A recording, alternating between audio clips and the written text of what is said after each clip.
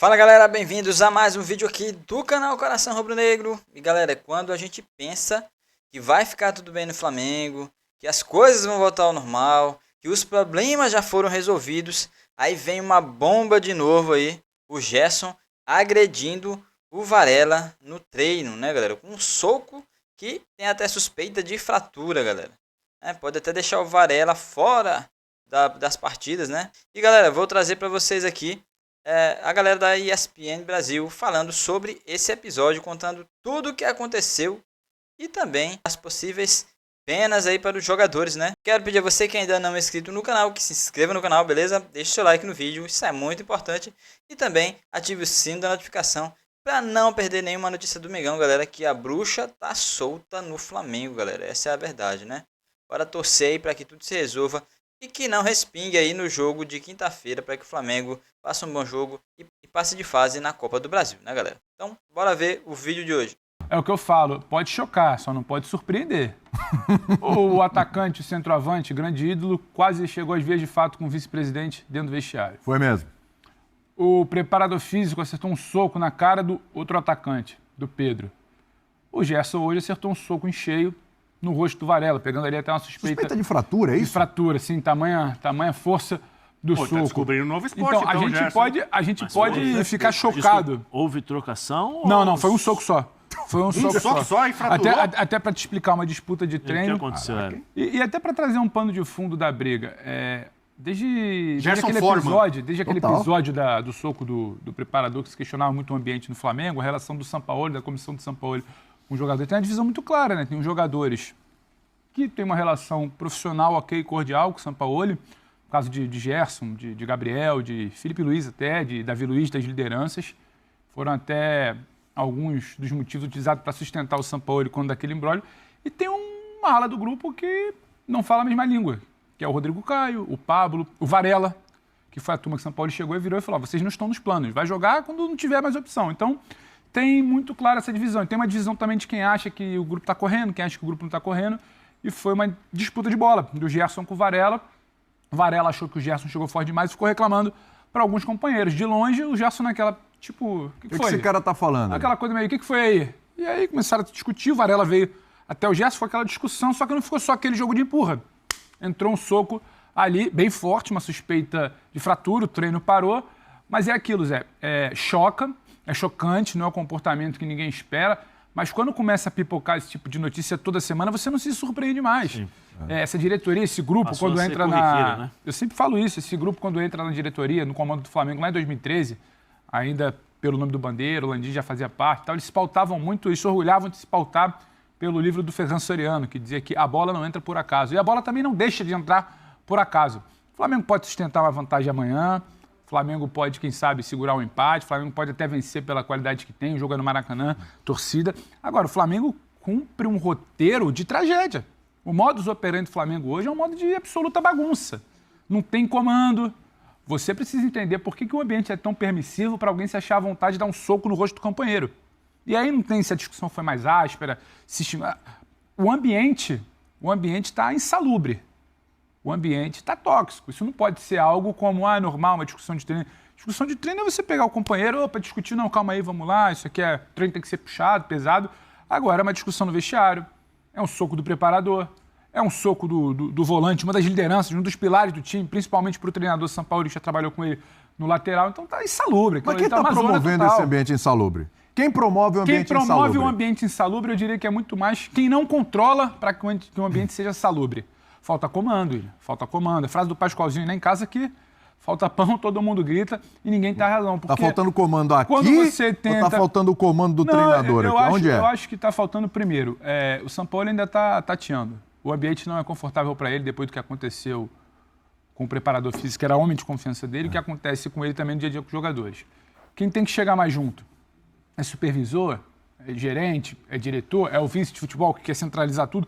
Não chega. É a mesma diretoria que tinha dificuldade em tocar a renovação e contratava treinador, Paulo Souza, Vitor Pereira, para eles tocarem uma renovação. Então, tudo que é delicado de tocar com esse elenco, eles terceirizam.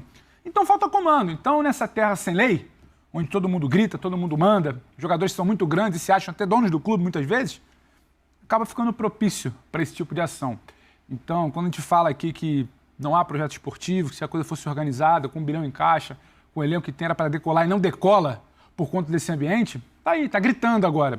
Talvez agora a torcida entenda um pouco mais ou confie um pouco mais quando a gente acaba relatando algumas situações. Não, porque tem gente que acha Agora, que a imprensa quer criar um clima ruim no Flamengo, que não existe e tal. Tá aí, cara, tá aí, a gente sabe, pô.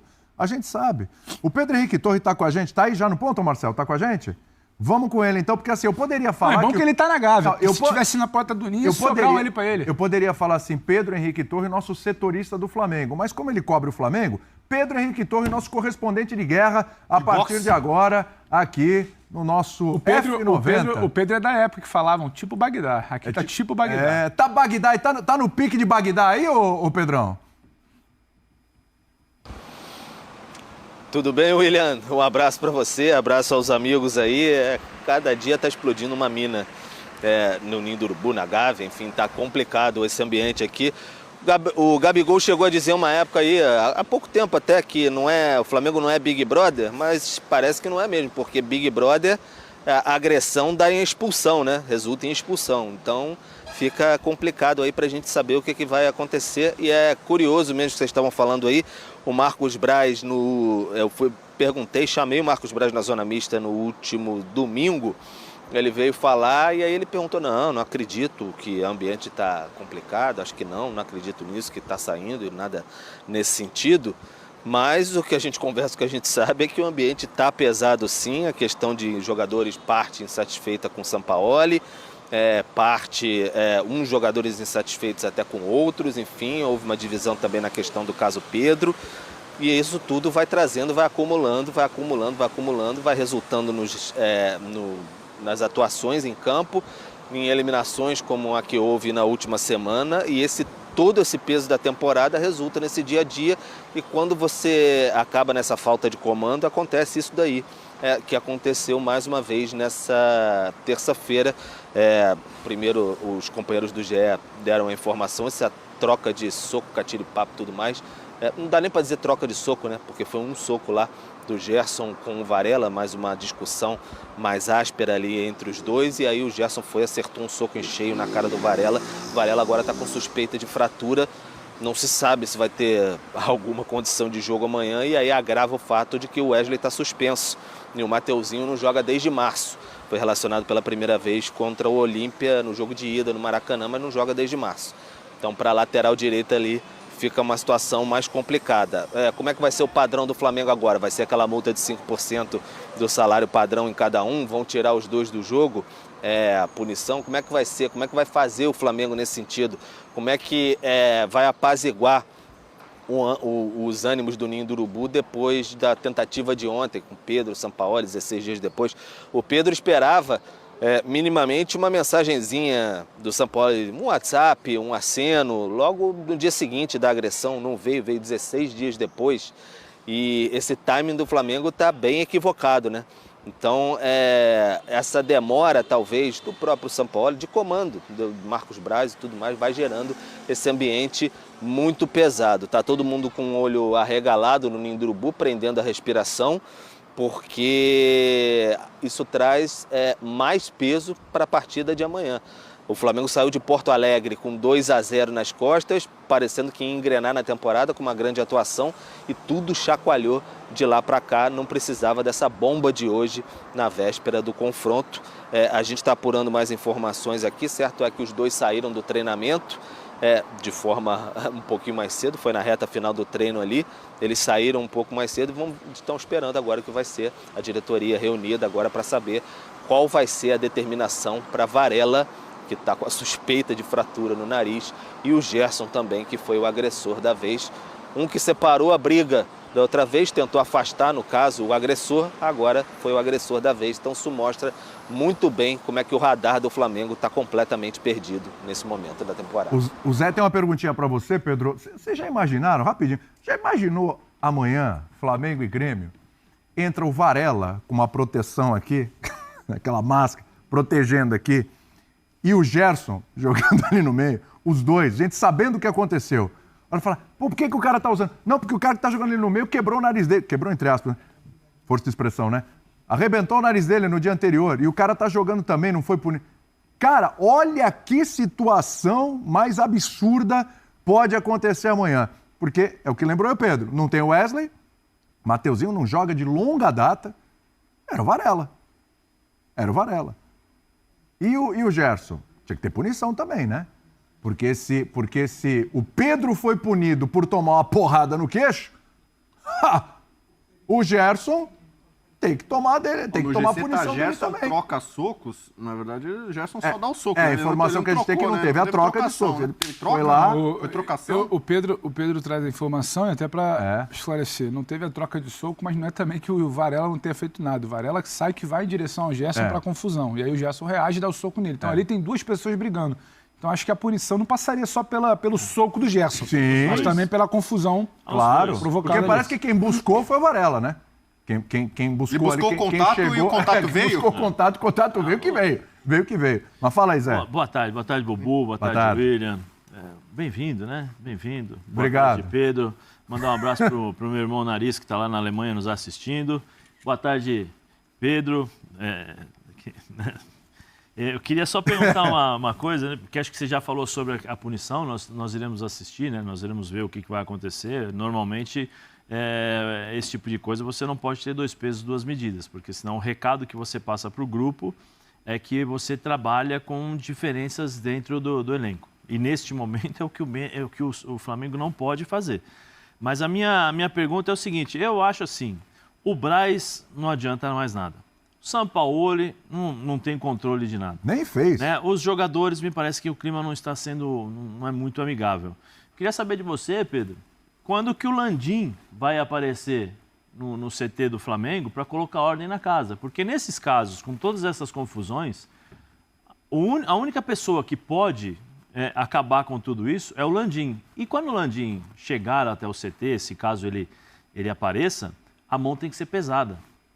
A mão não é para passar na cabeça dos jogadores, é para ser a mão pesada de presidente. Né? Então eu queria saber do Pedro se tem alguma informação, se o Landim vai aparecer, se o Landim vai tomar alguma atitude, porque não tem mais nada. Se acontece isso, se o Braz já quase brigou, o Braz fala que está tudo tranquilo, 2 dias depois tem porrada, o preparador físico dá um soco na cara do jogador. É só o presidente. Onde está o Landim? Né? Não tem onde está o Oli? Agora é aquela pergunta, onde está o Landim? Tudo bom, Zé? Um abraço para você.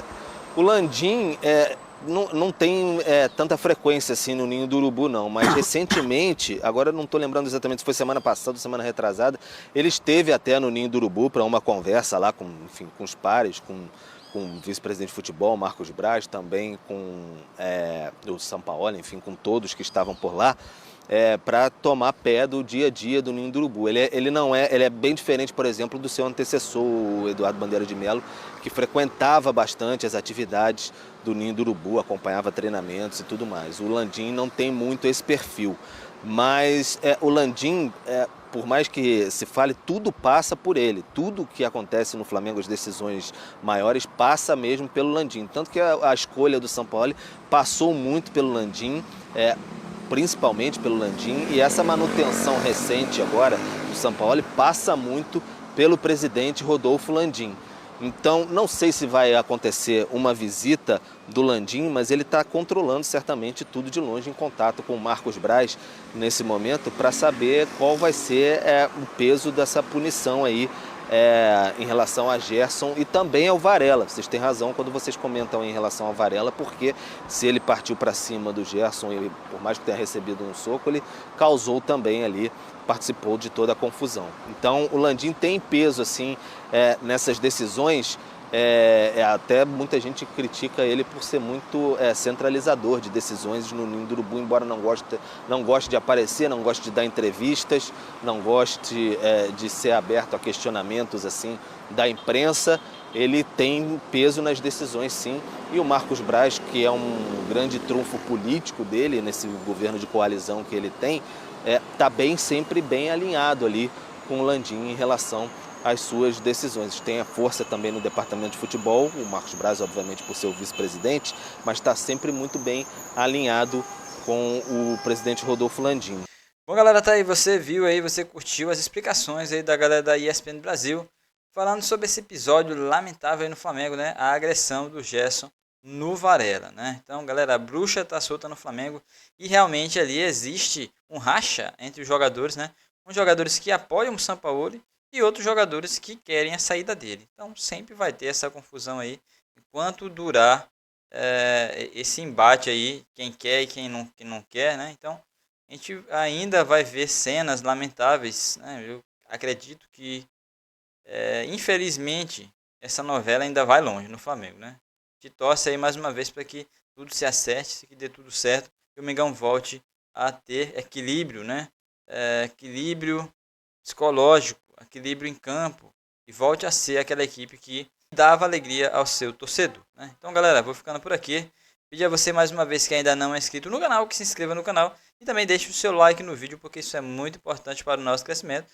E ative o sino da notificação, porque assim você será notificado sempre que trouxermos conteúdo novo com notícias do melhor do Brasil e do mundo, o nosso Clube de Regatas Flamengo. E até o nosso próximo vídeo aqui no canal Coração Rubro Negro.